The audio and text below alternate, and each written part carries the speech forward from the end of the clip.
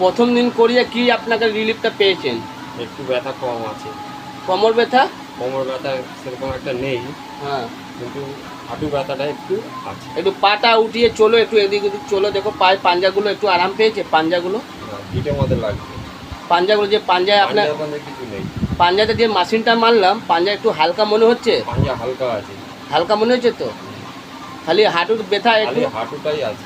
হাঁটুটা কিরকম মানে আগের মতন ব্যথা আছে না কিছু কমেছে? না, কিছু কমেনি, ওটা ওরকম আছে, এরকম ধরে রেখেছে? ধরে রেখেছে। কমে যাবে, চিন্তা নেই। এক্সারসাইজটা যে বলবো এরকম বাড়িতে উঠবোস করবে, তেল মেখে করছিলে এরকম 10 বার? 10 বার উঠবোস করছিলে? কত মারতে পারবে? 20 বার হয়ে যাবে? 10-12 বার তো হয়ে যায়। 10-12 বার হয়ে যায় না? তারপরে তো সিঁড়ি দিয়ে সারাদিন ওটা নামাতে, ওটা আছে। আর ওই জিনিসটা পায়ে টান ধরে?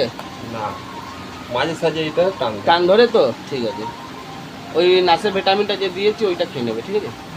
1 পাতা 2 পাতা খেয়ে বলবে কীরকম আছে।